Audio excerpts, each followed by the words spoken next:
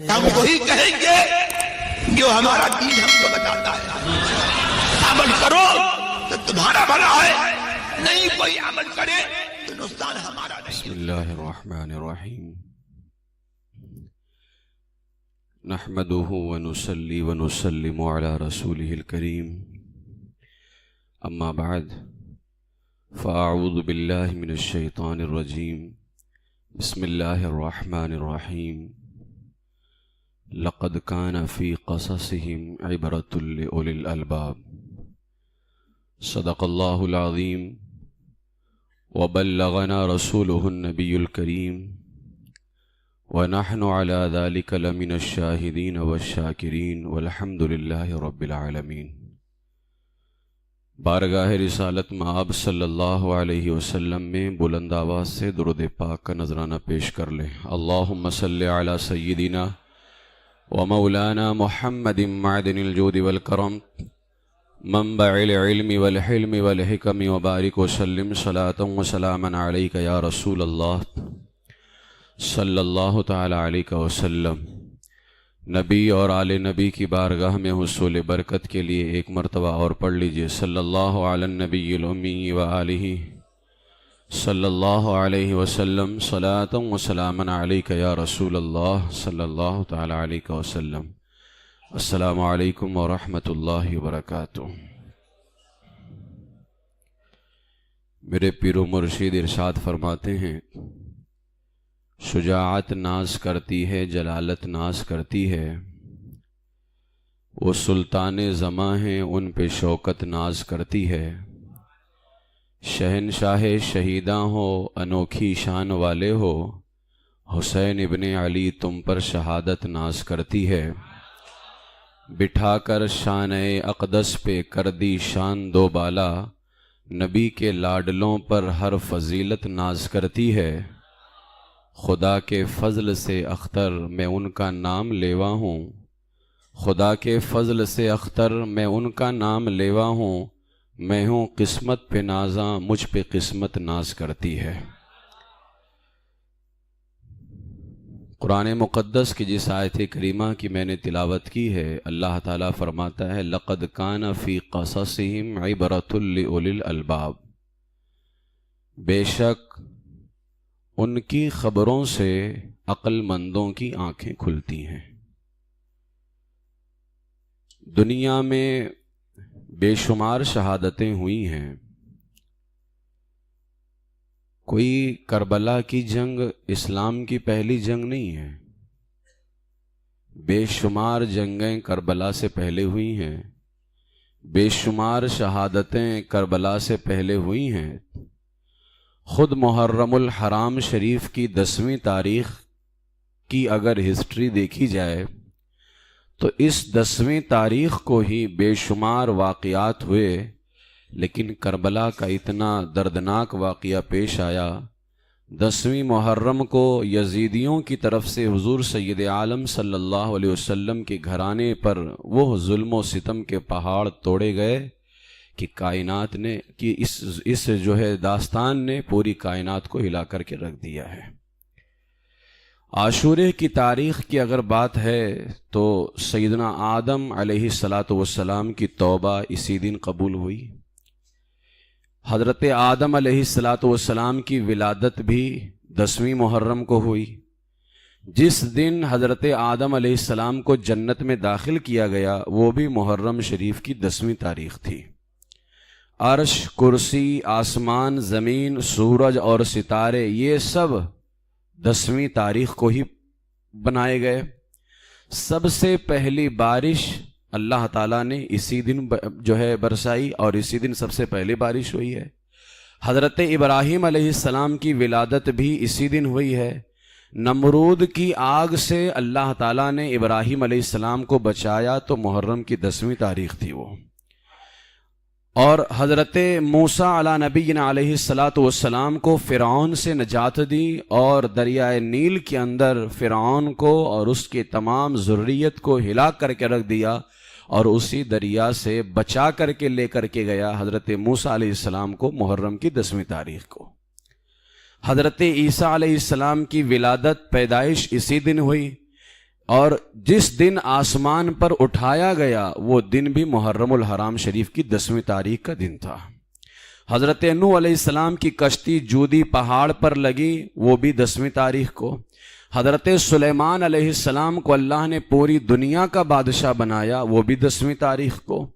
حضرت یونس علیہ السلام کو مچھلی کے پیٹ سے اللہ نے جس دن نکالا وہ بھی محرم شریف کی 10ویں تاریخ کا دن تھا۔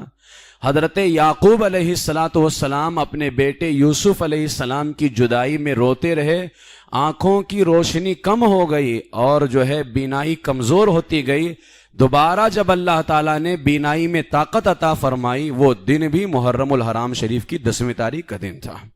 حضرت ایوب علیہ السلام پر اللہ کی جانب سے امتحانات آئے اور اتنے سخت امتحان کے اندر آپ آئے اور اللہ کے فضل سے اس امتحان میں کامیاب بھی ہوئے۔ جس دن آپ کا امتحان ختم ہوا وہ محرم الحرام شریف کی 10ویں کا دن تھا۔ اسی طریقے سے اس دن کا روزہ رکھنا یعنی عاشورے کا روزہ رکھنا پہلی امتوں میں مشہور تھا، یہاں تک کہ رمضان سے پہلے جو روزہ فرض تھا وہ بھی اسی دن کا روزہ فرض تھا، لیکن جب رمضان کا روزہ فرض ہوا تو پھر اس کو اللہ تبارک و تعالیٰ نے بدل دیا اور اس کو منسوخ کر دیا۔ حضرت یوسف علیہ السلام کو جس دن اللہ نے مصر کے قید سے رہائی دی، وہ رہائی والا دن بھی 10ویں تاریخ کا دن تھا۔ یعنی اتنے عظیم واقعات ہیں اس مہینے کی 10ویں تاریخ کے اندر، بے شمار واقعات ہوئے اس دن، اور بڑا عظیم دن ہے۔ لیکن یہ تمام واقعات ایک طرف، پھر ایک ایسا واقعہ پیش آیا جس نے لوگوں کے دلوں کو دہلا دیا۔ ایک عظیم داستان اور ایک دردناک داستان پھر اس 10ویں تاریخ کو لکھی گئی، اور پھر میرے امام کی شہادت بھی ایسی شہادت ہے، اور جتنے شہید ہوئے اسلام کے اندر ان کی شہادتیں ان کی شہادت کے بعد لکھی گئی ہیں، لیکن میرے امام کی شہادت پیدائش کے دن ہی لکھ دی گئی تھی کہ کربلا کے اندر حسین کو شہید کیا جائے گا۔ ابھی امام حسین شہید نہیں ہوئے ہیں لیکن داستانیں پہلے ہی بیان ہو رہی ہیں، کبھی نانا کی زبان سے، کبھی والد گرامی کی زبان سے، کبھی گھر کے افراد کی طرف سے کہ حسین کو کربلا میں شہید کیا جائے گا۔ جتنے شہید ہوئے ہیں سارے شہید محترم ہیں، سب عظیم ہیں، لیکن ان کی شہادت کی داستان ان کے شہید ہونے کے بعد لکھی جاتی ہے۔ نواسۂ رسول کی شہادت کی داستان ابھی شہید نہیں ہوئے ہیں لیکن پہلے سے ہی جبریل بھی آ کر کے بیان کر رہے ہیں، آسمان کے فرشتے بھی آ کر کے بارگاہ مصطفیٰ میں شہادت حسین کی گواہی دے رہے ہیں۔ اس لیے بھی یہ شہادت بہت عظیم ہے۔ اور پھر جب یہ شہادت 10ویں تاریخ کو پیش آئی اور یہ معاملہ پیش آیا تو تمام واقعات تو ہیں عظیم، لیکن اب 10ویں تاریخ کو جو سب سے زیادہ یاد منائی جاتی ہے وہ نواز رسول سید الشہداء امام حسین رضی اللہ تعالیٰ عنہ کی شہادت ہے۔ وہ اب یہاں پر میں خاص جو پیغام دینا چاہوں گا، اس لیے کہ کربلا جو پیش آیا ہے، یہ کربلا کا جو معاملہ تھا یہ کوئی معمولی معاملہ نہیں تھا۔ کربلا سے ہمیں عقیدہ بھی ملتا ہے اور ہمیں عمل بھی ملتا ہے، دونوں پیغام ہمیں میدان کربلا سے ملتے ہیں۔ آج کی اس تھوڑی سی نشست کے اندر میں کچھ پیغامات کربلا آپ تک پہنچانے کی کوشش کروں گا، اس لیے کہ ہم سالوں سے کربلا سن رہے ہیں، سنا رہے ہیں۔ کیا کربلا کا مقصد صرف یہی ہے کہ آپ آئیے، میں آؤں، واقعات بیان ہوں، میں بیان کروں، آپ سنا کر کے چلے جائیں؟ کیا یہ کربلا کی داستان کا مطلب یہی ہے؟ کیا واقعات کربلا کا یہی پیغام ہے؟ آخر اتنی بڑی قربانی پیش ہوئی ہے، علی اکبر کو قربان کر دیا گیا، علی اصغر کو قربان کر دیا گیا، پورا گھرانہ امام حسین رضی اللہ تعالیٰ نے شہید کر دیا ہے۔ آخر کیوں؟ تاکہ ان کی شہادت کے بعد تم ان کے واقعات شہادت کو بیان کرو، سنو اور سناؤ اور چلے جاؤ۔ اگر یہی مقصد تھا تو اتنی بڑی قربانی ہرگز وہ پیش نہیں کرتے۔ محض اگر ان واقعات کو سننا ہوتا تو اتنی بڑی قربانی میرے امام نہیں پیش کرتے۔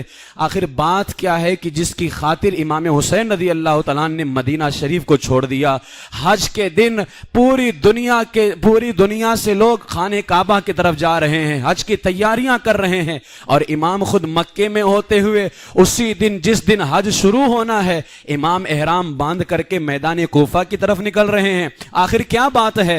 آپ بھی تو حج کر سکتے تھے، اسلام کا عظیم رکن ہے حج، لیکن اس حج کو بھی چھوڑ دیا، رسول پاک کے شہر طیبہ کو بھی چھوڑ دیا۔ آخر کوئی تو بات تھی جس کی بنیاد پر امام حسین رضی اللہ تعالیٰ اتنی بڑی قربانی پیش کرنے کے لیے روانہ ہو رہے ہیں۔ ہمیں ان پیغامات کی طرف دھیان دینا ہوگا۔ کربلا کے پیغامات پر اگر ہم جو ہے ایک طائرانہ نگاہ ڈالیں، ایک سرسری نگاہ ڈالیں، تو کچھ پیغام میں آج آپ کے سامنے پیش کرتا ہوں۔ سب سے پہلا پیغام میدان کربلا سے جو ہمیں ملتا ہے وہ یہ ہے کہ حالات کیسے بھی ہو جائیں اور کتنی ہی دشواری کیوں نہ پیش آ جائے، ہر حال میں شریعت مصطفیٰ پر عمل کرنا ہے۔ یہ کربلا کا سب سے بڑا پیغام ہے کہ کیسے بھی حالات کیوں نہ آ جائیں، ہر حالت کے اندر کیا آپ نہیں دیکھتے ہیں؟ صرف 10ویں تاریخ کو آپ دیکھ لیجئے، پانی نہیں ہے پینے کو، 3 دن سے ان نبی پاک علیہ السلام کے شہزادوں کو بھوکا پیاسا رکھا گیا ہے، لیکن اس کے باوجود بھی وضو، نماز کے لیے وضو کی ضرورت پڑتی ہے، وضو کے لیے پانی کی ضرورت پڑتی ہے۔ جب پینے کے لیے پانی نہیں ہے تو وضو کے لیے پانی کہاں سے ہوگا؟ لیکن آقا کریم علیہ السلام کے شہزادوں نے نماز نہیں چھوڑی۔ اگر تیمم کرنا پڑ رہا ہے تو تیمم کر کر کے نماز ادا کر رہے ہیں۔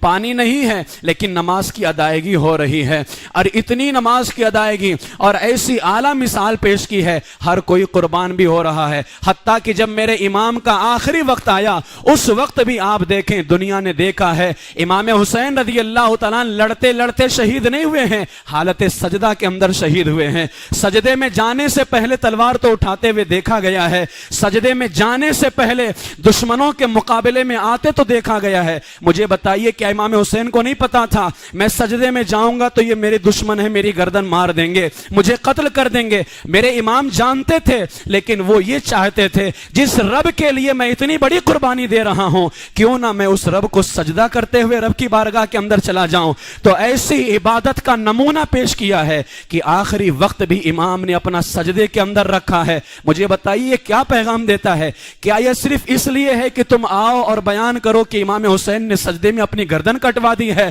یہ پیغام ملتا ہے اگر حسین پاک نے سجدے میں گردن کٹوائی ہے تو میرے عزیزو تمہیں بھی سجدہ نہیں چھوڑنا ہے، تمہیں بھی اللہ کی بندگی نہیں چھوڑنی ہے۔ اور اس کے بعد میں حضرت سیدہ نے اور رسول پاک علیہ السلام کی ان شہزادیوں نے پردے کا کتنا اعلیٰ مثال پیش کیا ہے۔ جب دمشق کے بازار سے گزر رہے ہیں، دمشق کے بازار میں گزر رہے تھے، اب جتنے سر کٹے ہوئے تھے ان کو سامنے رکھا گیا ہے۔ ایک صحابی رسول آئے خواتین کے پاس میں، حضرت سیدہ زینب رضی اللہ تعالیٰ عنہ سے پوچھا کہ اگر کوئی خواہش ہو بتاؤ تاکہ ہم تمہاری خواہش پوری کریں۔ سیدہ زینب نے کچھ اور نہیں مانگا۔ سیدہ زینب رضی اللہ تعالیٰ عنہ نے فرمایا جبکہ وہاں کھانے کی بھی ضرورت ہے، وہاں پینے کی بھی ضرورت ہے، پانی چاہیے، لیکن کچھ نہیں مانگا۔ حضرت سیدہ زینب نے اس صحابی سے کہا اگر ہمارے لیے کچھ کر سکتے ہو تو اتنا کرو، یہ جو شہداء کے سر ہیں نا یہ بالکل ہمارے سامنے ہیں، اور جب یہ گزر رہا ہے ہمارا قافلہ، لوگ جب سروں کو دیکھتے ہیں تو سروں کو دیکھنے کی بنیاد پر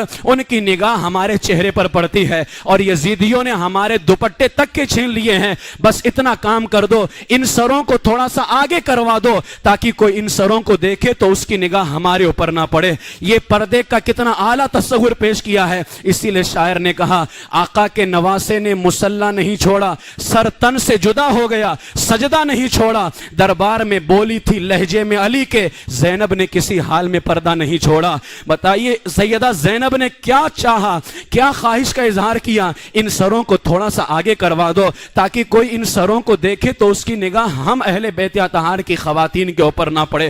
اتنی اعلیٰ مثال پردے کی سیدہ زینب رضی اللہ تعالیٰ عنہ نے پیش فرمائی ہے۔ میرے عزیزو گویا یہ پیغام ملتا ہے کہ حالات کیسے بھی آ جائیں، اے ہماری کنیزوں، ہم سے محبت کا دعویٰ کرنے والیوں، کبھی بے پردگی کا اظہار نہ کرنا۔ امام حسین رضی اللہ تعالیٰ عنہ اتنی بڑی قربانی دے رہے ہیں، مجھے بتاؤ اگر بیعت کر لیتے یزید کیا مال و دولت نہیں دیتا؟ اس نے بہت بڑی آفر بھی کی تھی۔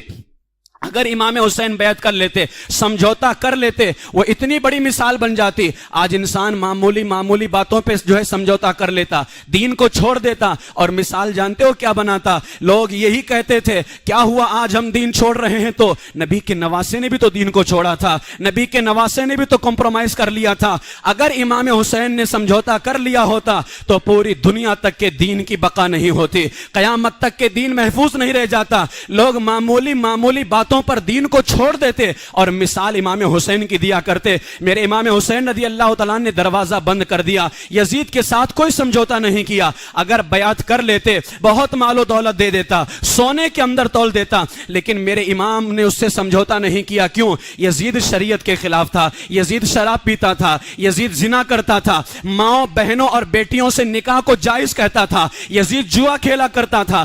گویا میرے امام کی جنگ اگر حقیقت میں ہے وہ شراب کے خلاف تھی, میرے امام کی جنگ زنا کے خلاف تھی, میرے امام کی جنگ جوا کے خلاف تھی. مجھے بتاؤ, آج حسینی نام رکھنے والے, آج اپنے آپ کو حسینی کہلانے والے, حسین پاک کی محبت کا دم بھرنے والے, کیا شراب نہیں پی رہے ہیں؟ آخر تم کیا کس منہ سے کہتے ہو کہ ہم حسینی ہیں؟ انہی کی جنگ شراب کے خلاف ہے.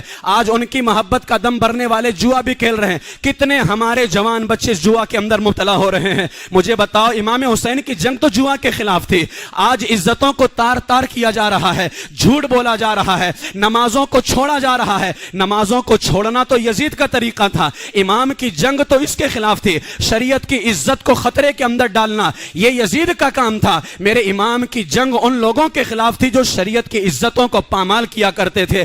آج تم شریعت کو پامال کر کے معاذ اللہ اپنے آپ کو حسینی ہونے کا دعویٰ کرواتے ہو. مجھے بتاؤ کتنے افسوس کی بات ہے. ایک طرف کہتے ہو کہ ہم حسینی ہیں اور دوسری طرف کام وہ ہے جو یزیدیوں کا ہے. ایک طرف کہتے ہو کہ ہم حسینی ہیں, دوسری طرف ہم نشہ بھی کر رہے ہیں, شراب بھی پی رہے ہیں. تو مجھے بتاؤ ذرا ٹھنڈے دل سے اپنے دل پہ ہاتھ رکھ کر کے بتاؤ, حسینی کہلاتے ہو تو کیا طریقہ بھی حسینی ہے؟ کیا طریقہ اور ہمارا عمل بھی وہی ہے جو حسین پاک رضی اللہ تعالیٰ عنہ کا ہے؟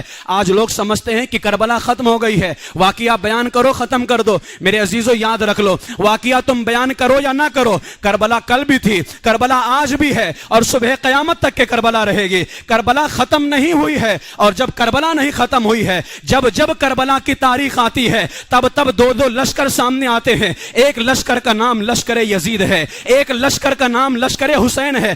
فیصلہ تمہیں کرنا ہے کہ تمہیں کس لشکر کے طریقے پر چلنا ہے, کیونکہ ہر سال کربلا ہے. اسی لیے تو ڈاکٹر اقبال نے کہا تھا قتل حسین اصل میں مرگ یزید ہے, اسلام زندہ ہوتا ہے ہر کربلا کے بعد. کربلا تو ایک ہی ہوا ہے, لیکن ہر کربلا کے بعد اسلام زندہ ہونے کا مطلب کیا ہے؟ ڈاکٹر اقبال نے گویا کہنا چاہا ہے کربلا ختم نہیں ہوئی ہے, کربلا ہر سال ہوتی ہے, اور ہر سال جب جب کربلا کی تاریخ آتی ہے دو دو لشکر سامنے آتے ہیں. ایک یزید کا لشکر ہے اور ایک حسین پاک کا لشکر ہے. فیصلہ تم کو کرنا ہے, یزیدی لشکر کا طریقہ اپنانا ہے یا حسین پاک کے طریقے کو اپنانا ہے. اور حسین پاک کا طریقہ اتنا اعلیٰ طریقہ ہے, سامنے 22,000 یزیدیوں کا لشکر موجود ہے, لیکن حسینی لشکر کا طریقہ دیکھنا ہو تو دیکھو دنیا والو, سامنے 22,000 کی تعداد میں دشمن موجود ہیں. یہاں کوئی دشمن بھی نہیں ہے, پھر بھی وہاں امام نے اپنا سر سجدے کے اندر رکھ دیا ہے. اور یہاں حالت ایسی ہے, اللہ نے ہر خوشی عطا فرمائی ہے, اللہ نے ہر نعمت عطا فرمائی ہے. لہٰذا اب تم اپنے کردار کو دیکھ کر کے فیصلہ کرو کہ جب جب کربلا کی تاریخ آتی ہے تمہارا شمار لشکر یزید میں ہو رہا ہے یا لشکر حسین کے اندر ہو رہا ہے. میرے عزیزو, اپنی عادتوں کو بدلنے کی کوشش کرو, اپنے اعمال اپنے کردار کو بدلنے کی کوشش کرو. یہ امام حسین رضی اللہ تعالیٰ عنہ کا پہلا پیغام تھا. اس کے بعد دوسرا پیغام, آج آپ دیکھ لیں انسان کو اپنے وطن سے محبت ہوتی ہے یا نہیں ہوتی ہے, لیکن کبھی کبھار مال حاصل کرنے کے لیے انسان وطن کو چھوڑ دیتا ہے. پھر اس کے بعد کبھی ایسا وقت بھی آتا ہے کہ اولاد کی محبت میں انسان مال بھی چھوڑ دیتا ہے, وطن چھوڑتا ہے مال کے لیے, پھر کبھی مال چھوڑ دیتا ہے اولاد کے لیے. اور جب اسی انسان پر اپنی جان کی بن آ جائے, اپنی جان کا وقت آ جائے, تو وہ اپنی جان کے لیے اپنی اولاد کو بھی قربان کر دیتا ہے. گویا انسان محبت کرتا ہے وطن سے بھی, انسان محبت کرتا ہے مال سے بھی, انسان محبت کرتا ہے اولاد سے بھی, انسان محبت کرتا ہے اپنی جان سے بھی. لیکن میرے امام حسین رضی اللہ تعالیٰ نے کتنا عظیم پیغام دیا. میرے امام نے فرمایا یقیناً ہر کسی کی محبت ہوتی ہے, وطن کی بھی محبت ہے, مال کی بھی محبت ہے, اولاد کی محبت ہے, اپنی جان کی بھی محبت ہے, لیکن آج میں ساری محبتوں کو قربان کر رہا ہوں ایک محبت کی خاطر. ایک محبت ایسی ہے کہ نبی کے نواسے نے نہ وطن کی محبت کو دیکھا, اور وطن بھی کون سا, شہر رسول جیسا وطن ہو. اور پھر میرے امام نے فرمایا نہ اولاد کو دیکھا, اولاد بھی کیسے ہیں, ہم شبیہ ہیں مصطفیٰ حضرت مولا علی اکبر رضی اللہ تعالیٰ عنہ جیسی اولاد ہے, علی اصغر جیسی اولاد ہے. فرمایا میں نے اولاد کی محبت کو بھی نہیں دیکھا ہے, اور اپنا وطن بھی نہیں دیکھا ہے, اپنی جان کو بھی نہیں دیکھا ہے. اور خود کی جان کیسی ہے, جنتی نوجوانوں کا سردار ہے, جان کیسی ہے, ہے, رسول اللہ چوم رہے ہیں. جان کیسی ہے, حضور امام حسین رضی اللہ تعالیٰ عنہ کے تھوک مبارک کو جس طرح کھجور کو چوسا جاتا ہے, اس طرح سے حضور علیہ الصلوۃ والسلام حسین پاک کے تھوک مبارک کو چوس رہے ہیں. اتنی اعلیٰ جان ہے. بتاؤ حسین پاک سے افضل کون ہے اس وقت زمین کے اوپر؟ علی اصغر, علی اکبر سے افضل کون تھا اس وقت؟ لیکن امام فرما رہے ہیں میں نے وطن کو بھی چھوڑ دیا, مال کو بھی چھوڑ دیا, اولاد کو بھی چھوڑ دیا, خود اپنی آپ کو بھی چھوڑ دیا, ایک محبت کی خاطر. اور وہ محبت کون سی تھی؟ میرے امام نے فرمایا وہ میرے نانا کے دین کی محبت تھی. نانا کے دین کی محبت کی خاطر میں نے اپنا سب کچھ چھوڑ دیا ہے. مجھے بتائیے آج ہم گناہ نہیں چھوڑ سکتے ہیں؟ آج جب دین کی باری آتی ہے تو کہتے ہیں فلاں آدمی کر رہا ہے, میں کر لوں گا تو کیا ہو جائے گا؟ حسین پاک سے افضل کون ہے آج؟ ان کے شہزادوں سے افضل کون ہے؟ لیکن نانا کے دین کی خاطر امام حسین رضی اللہ تعالیٰ نے سب کی محبتوں کو قربان کر دیا ہے. جس محبت کو سب سے اوپر رکھا ہے وہ اپنے نانا کے دین کی محبت تھی. گویا یہ پیغام دیا میرے عزیزو, وقت آ جائے میرے نانا کے دین کو بچانے کی, وقت آ جائے میرے نانا کے دین پر عمل کرنے کا, تو اب تمہیں اپنے اولاد کی محبت نہیں دیکھنی ہے, وطن کی محبت نہیں دیکھنی ہے, بلکہ میرے نانا کے دین کو دیکھنا, اور جو میرے نانا کا حکم ہے اس پر عمل کرنا. جس طرح آج نانا کے نواسے نے اپنی جان کو قربان کر کے دین مصطفیٰ کو بلند فرما دیا ہے. یہ پیغام ہے کربلا کا. اس کے بعد میں تیسرا پیغام یہ دیا میرے امام نے, جو کہو اس پر عمل بھی کرو, جو کہو اس پر عمل بھی کرو. آپ نے فرمایا یزید کی بیعت نہیں کروں گا, تو اتنا عمل کیا کہ وقت آیا تو پورا گھرانہ قربان کر دیا, لیکن باطل کے ہاتھ میں ہاتھ نہ دیا, اپنا باطل کے ہاتھ میں ہاتھ نہ دیا. پیاسا شہید کر دیا گیا, لیکن آپ نے باطل کے ساتھ کوئی سمجھوتا نہیں دیا, کوئی سمجھوتا نہ کیا. ایک پیغام ہے کہ جو کہو وہ کرو. امام نے ایک پیغام صبر کا پیغام دیا. صبر کتنا اعلیٰ صبر ہے. سارا گھرانہ جانتا ہے کہ ہم شہید ہو جائیں گے, ہر کوئی جان رہا تھا نا کہ شہید ہو جائیں گے, لیکن شکوہ کرنا, شکایت کرنا تو دور کی بات ہے. اس میدان کی طرف ہر کوئی بڑھتا بھی چلا جا رہا ہے. جہاں شہید ہونا ہے یہ بھی معلوم ہے, صرف اتنا نہیں پتا ہے کہ شہید ہوں گے, یہ بھی معلوم ہے کہ کہاں ہمیں شہید کیا جائے گا. لیکن سب کچھ معلوم ہوتے ہوئے بھی امام نے صبر کا کتنا اعلیٰ, صبر کی کتنی اعلیٰ مثال پیش کی ہے, صبر کا کتنا اعلیٰ طریقہ پیش کیا ہے. کوئی شکوہ شکایت نہیں کرتا ہے, کوئی اپنی زبان پر کوئی شکایت نہیں لے کر کے آ رہا ہے. اسی لیے شاعر نے کہا زبان پر شکوے رنج و علم لایا نہیں کرتے, نبی کے نام لیوا غم سے گھبرایا نہیں کرتے.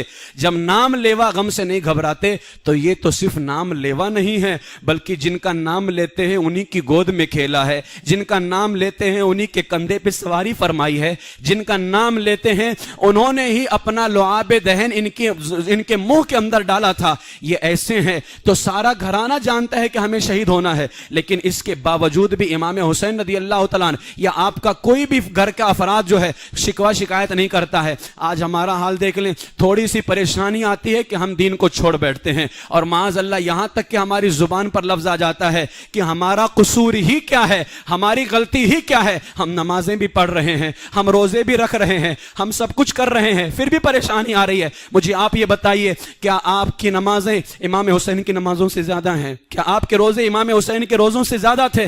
کیا آپ کی پرہیزگاری آقا حسین کی پرہیزگاری سے زیادہ ہے؟ کیا آپ کا تقوی آقا حسین کے تقوی سے زیادہ ہے؟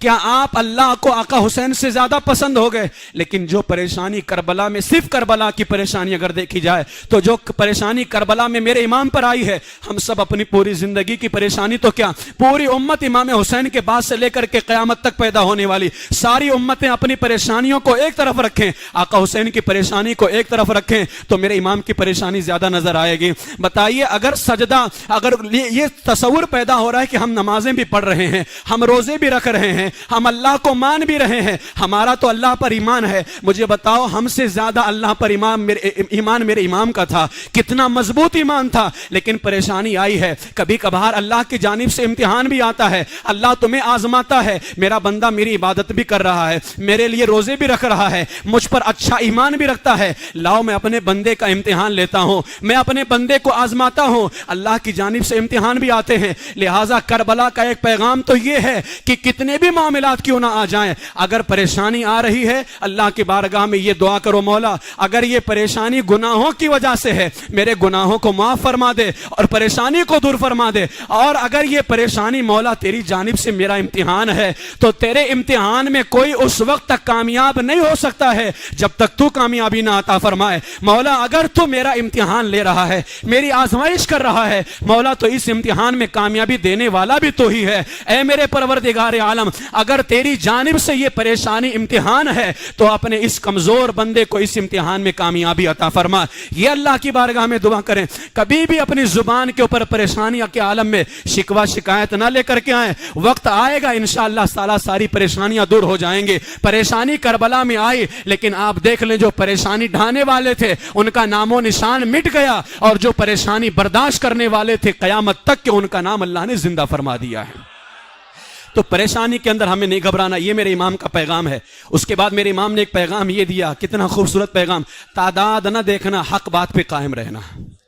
آج لوگ یہ دیکھتے ہیں یار فلاں اتنی زیادہ تعداد میں، آج اہل سنت کے عقیدے کو اگر لے لیا جائے تو کہتے ہیں یار کتنے لوگ ہیں جو اہل سنت کا عقیدہ ماننے والے ہیں، آج پوری دنیا ایک طرف کھڑی ہوئی ہے، کیا تم ہی سچے ہو؟ کیا صرف چند سنی کہلانے والے اپنے آپ کو سچے ہیں؟ مجھے بتاؤ کربلا میں کتنے لوگ تھے؟ ایک طرف 22,000 کا لشکر موجود ہے، ایک طرف 72,000 لوگ موجود ہیں، لیکن صرف حضرت حر رضی اللہ تعالیٰ عنہ کا پیغام دیکھ لیں۔ حضرت حر کدھر ہیں؟ پہلے یزیدی فوج کے اندر ہیں، بلکہ آقا حسین کا راستہ روکنے والے خود حضرت حر رضی اللہ تعالیٰ عنہ ہیں، لیکن یہ نہیں دیکھا ایک طرف 22,000 ہے تو یہ حق پہ ہے، یا ایک طرف 72 ہیں تو یہ حق پر ہیں۔ آقا حضرت حر رضی اللہ تعالیٰ عنہ کے حوالے سے ایک شاعر نے کہا ہے، یہ نعرہ حر کا تھا جس وقت فوج شام سے نکلا کہ دیکھو یوں نکلتے ہیں جہنم سے خدا والے۔ حضرت حر رضی اللہ تعالیٰ عنہ نے جب دیکھا کہ یہاں پر حق کدھر ہے، جب دیکھ رہے ہیں کہ حق آقا حسین کی طرف ہے اور باطل پر یزیدی لشکر ہے، تو آقا حضرت حر رضی اللہ تعالیٰ عنہ نے یہ اپنے آپ کے اندر نہیں سوچا کہ یار جدھر زیادہ ہوں گے وہ لوگ حق پر ہوں گے، بلکہ میرے حضرت حر رضی اللہ تعالیٰ نے یہ تصور کیا کہ آقا حسین جدھر پہ ہیں وہی حق کو جماعت ہوگی، وہی سچا گروہ ہوگا، چاہے ادھر بھلے ہی 72 کی تعداد میں موجود ہوں۔ حضرت حر رضی اللہ تعالیٰ نے فرمایا 72 کی تعداد میں بھلے موجود ہیں، 22,000 کا لشکر ادھر موجود ہے، لیکن حق کدھر ہے؟ حق آقا حسین کی طرف ہے، اور باطل کدھر ہے؟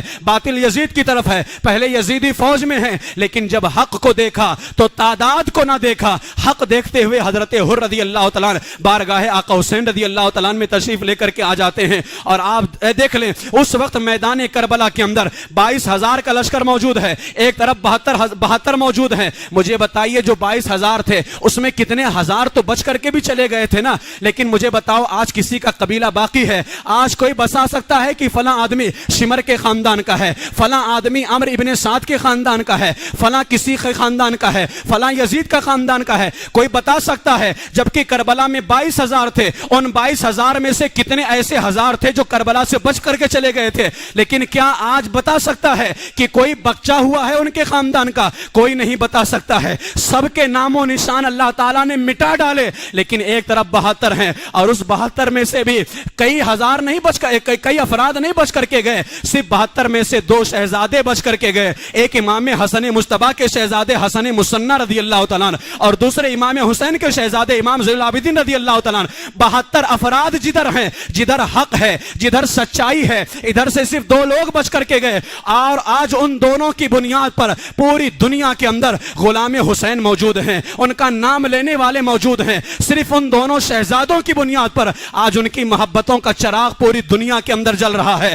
لیکن جدھر سے ہزاروں بچ کر کے گئے تھے آج ان کا نام لینا تو دور کی بات ہے، ان کے خاندان کا بھی کوئی نہیں ملتا ہے، ان کا کوئی رشتہ دار تک کے نہیں ملتا ہے۔ آخر سوال پیدا ہوتا ہے، جدھر سے ہزاروں بچ کر کے گئے ادھر کا تو کوئی آج موجود ہونا چاہیے تھا، لیکن ادھر کا کوئی موجود نہیں ہے، اور جدھر سے 2 بچ کر کے گئے تھے آج ادھر کے ماننے والے پوری دنیا کے اندر موجود ہیں۔ صرف ماننے والے نہیں، اگر دیکھا جائے تو دنیا کے کونے کونے کے اندر حسنی شہزادہ بھی موجود ہے، حسینی شہزادہ بھی موجود ہے۔ آخر بات کیا ہے؟ جدھر سے ہزاروں بچ کر کے گئے ان کا کا نام و نشان مٹا دیا گیا اور جدھر سے 2 بج کر کے گئے اللہ نے پوری دنیا کے اندر پھیلا دیا ہے۔ مسئلہ صرف اتنا ہے، جدھر ہزاروں کی تعداد میں تھے وہ حق پر نہیں تھے، اللہ نے مٹا کر کے خاک میں ملا ڈالا ہے، اور جدھر حق پر تھے اور جو سچائی پر تھے ادھر سے بچ کر کے جانے والے بھلے 2 تھے، لیکن سچائی کی بنیاد پر اللہ نے پوری دنیا کے اندر پھیلا دیا ہے۔ تو کربلا کا ایک پیغام یہ بھی ہے کہ میرے عزیزو،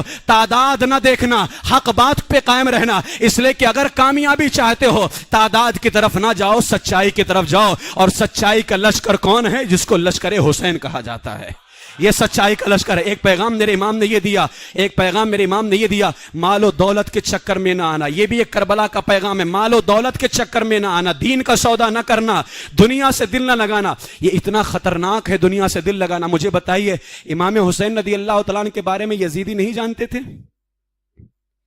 کیا یزید نہیں سن کر کے رکھا تھا کہ یہ جنتی نوجوانوں کے سردار ہیں؟ حضرت سعد بن ابی وقاص رضی اللہ تعالیٰ عنہ کا بیٹا، عشرہ مبشرہ صحابی ہیں، انہی کا بیٹا عمر خبیث، جس نے اب اندازہ لگائیں اہل سنت سنیوں کو، ہم باپ کو تو جنتی صحابی مانتے ہیں، عشرہ مبشرہ میں مانتے ہیں، لیکن انہی کا بیٹا عمر ہے، اس پہ دنوں رات لعنت بھیجتے ہیں، دنوں رات لعنت بھیجتے ہیں۔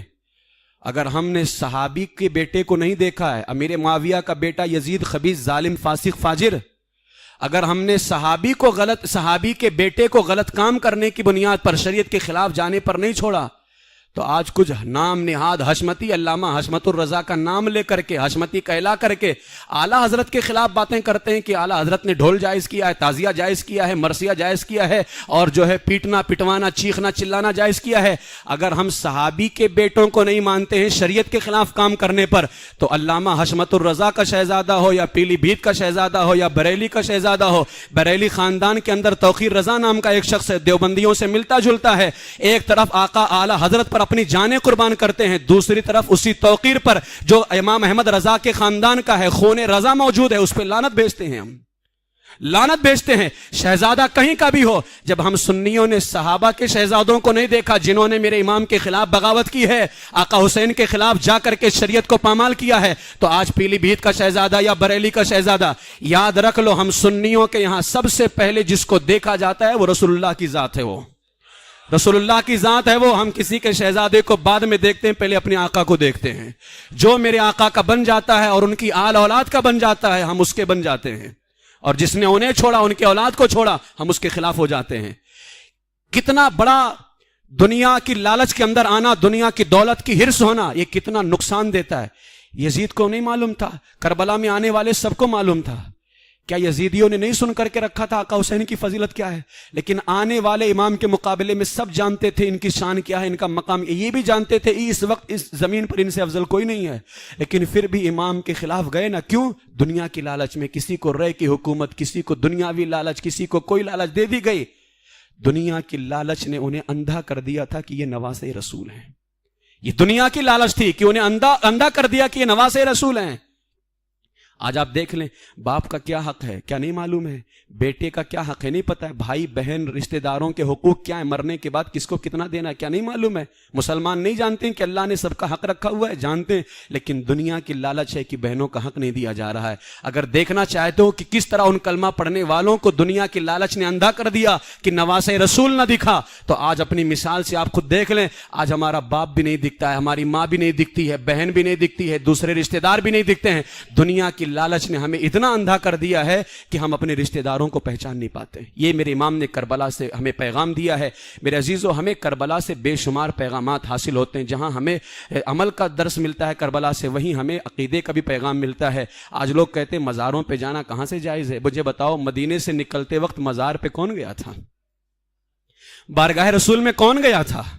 امام حسین رضی اللہ تعالیٰ نے حاضری دی نا۔ کربلا کی طرف جا رہے ہیں، مکہ کی طرف ابھی راستہ ہے، لیکن بارگاہ رسول میں حاضری دی، اور جب قافلہ واپس آیا ہے، سب کچھ معاملات ہو گئے، مدینہ جب یہ قافلہ پہنچا ہے آقا حسین کا، جاتے وقت اتنا ہرا بھرا قافلہ تھا، جب واپس مدینے پہنچا ہے سب سے پہلے بارگاہ رسول میں گیا ہے۔ یہ کیا عقیدہ ہے؟ یہ آج سنیوں کا عقیدہ نہیں ہے کربلا سے موجود۔ اللہ والے زندہ ہیں، لوگ پوچھتے ہیں اللہ والے کیسے زندہ ہیں؟ کیا وہ نہیں سنا کہ جب امام حسین کا سر نیزے پہ تھا اور کوئی اصحاب کہف کے واقعے کو پیش کر رہا تھا اور کہہ رہا تھا کہ اصحاب کہف کا واقعہ بڑا عجیب واقعہ ہے، تو میرے امام کے سر سے آواز آئی ام حسبت ان اصحاب الکہف والرقیم کانوا من آیاتنا عجبا، اے خیال کرنے والے کہ اصحاب کہف کا واقعہ بڑا عجیب واقعہ ہے، اصحاب کہف سے زیادہ بڑا عجیب واقعہ مجھ محمد عربی کے نواسے کا واقعہ ہے۔ یہ میرے امام کے سر مبارک سے آواز آئی۔ کیا یہ نہیں بتا رہا ہے کربلا کا پیغام کہ اللہ والے زندہ ہوتے ہیں؟ آج بھی تم نہیں سمجھ پائے کہ اہل سنت سچی جماعت کا نام ہے، اہل سنت حق جماعت کا نام ہے۔ آج جو اہل سنت کا عقیدہ ہے وہی عقیدہ کربلا کے میدان سے ملا ہے۔ کربلا میں بچ جانے والے شہزادے نے کیا پیغام دیا؟ میدان کربلا سے امام زین العابدین نے پیغام دیا ان نلتیا ریح الصبا یومن الی ارض الحرم بلغ سلامی روزتن فی ہم نبی المحترم، اے ہوا گزرنے والی، اگر تیرا گزر سرزمین حرم تک ہو تو میرا سلام اس روزے کو پہنچا جس میں نبی محترم تشریف فرما ہے۔ یا رحمت للعالمین انت شفیع المذنبین، میدان کربلا سے پکار کر کے کہتے ہیں یا رحمت للعالمین انت شفیع المذنبین اکرم لنا یوم الحزین فضلا وجودا والکرم، اے رحمت عالم آپ گنہگاروں کے شفیع ہیں، ہمیں قیامت کے دن فضل و سخاوت اور کرم سے عزت عطا فرمائیے۔ یا رحمت للعالمین ادرک لزین العابدین محبوس ایدی الظالمین فی الموکب والمزدحم، اے رحمت عالم زین العابدین کو سنبھالیے، زین العابدین ظالموں کے ہاتھوں میں گرفتار حیرانی اور پریشانی میں ہے۔ یہ کربلا کا پیغام نہیں ہے تو اور کیا ہے؟ اسی لیے میں نے کہا کربلا ہمیں عقیدہ بھی دے رہا ہے اور کربلا ہمیں عمل بھی عطا فرما رہا ہے۔ میرے عزیزو، کربلا کا پیغام بہت اہم پیغام ہے۔ آج کی اس گفتگو کا مقصد صرف یہی تھا کہ آپ تمامی حضرات نے کربلا کے پیغام پہ عمل کرنا ہے۔ جب آپ کی تیاری کرو، قیامت میں آقا حسین بھی ہوں گے، ہم بھی ہوں گے نا سب لوگ۔ اگر میرے امام نے پوچھ لیا میں نے جس مقصد کے لیے قربانی دی تھی اس مقصد پر عمل کیا یا نہیں تو کیا جواب دو گے؟ آج ہمارے نوجوان بچے بھی دیکھیں گے، ہم نوجوان بچے ہمارے کھچڑا بنائیں گے، شربت بنائیں گے، خوب بنائیے میرے عزیزو، ہم وہابی نہیں، ہم سنی ہیں، خوب بنائیے، جتنا ہو سکے بنائیے، لیکن آقا حسین رضی اللہ تعالیٰ عنہ کے نام کی جب آپ نیاز بنا رہے ہو نا، اور جیسے ہی اذان کی آواز آ جائے چھوڑ دو، فوراً مسجد آ جاؤ، فوراً چھوڑ دو، مسجد آ جاؤ۔ امام نے لڑائی چھوڑ کر کے سجدے میں سر رکھ دیا تھا۔ ہم کیا پیغام دے رہے ہیں؟ ہمارا کیا عمل ہے؟ ہمارا عمل حسینی ہے یا یزیدی ہے؟ کبھی ہم سے سوچا؟ اور کچھ تو معاذ اللہ ان کی یاد کے اندر ڈھول تاشے گانے بجانے اور جو ہے تعزیہ داری اور مرثیہ، یہ سب ناجائز و حرام کام ہیں۔ ہم الحمدللہ وہ کام کرتے ہیں جن سے میرے امام کی روح خوش ہوتی ہے، ان کی روح خوش ہوتی ہے، اور انہیں خوش کرنا ہی ہماری زندگی کا مقصد ہے، انہیں راضی کرنا ہی ہماری زندگی کا مقصد ہے۔ اس لیے ان کے طریقے پر عمل کریں اور ان کے نقش قدم پر چلنے کی کوشش کریں میرے عزیزو۔ اللہ تبارک و تعالیٰ کی بارگاہ میں دعا ہے کہ پروردگار عالم ہم سب کو آقا حسین رضی اللہ تعالیٰ عنہ کے پیغام پر عمل کی توفیق عطا فرمائے، اور ان کے سچے عقیدوں میں اللہ، ان کے سچے جو ہے غلاموں میں اللہ ہمیں شامل فرمائے، اور کل قیامت کے دن اللہ تعالیٰ ہمیں آقا حسین کے ساتھ ہمارا حشر نصیب فرمائے، ان کی شفاعت اللہ ہمیں نصیب فرمائے، ان کے نانا جان کی جو ہے چادر رحمت میں اللہ تعالیٰ کل قیامت کے دن ہمیں جگہ نصیب فرمائے۔ وآخر دعوایا ان الحمد للہ رب العالمین۔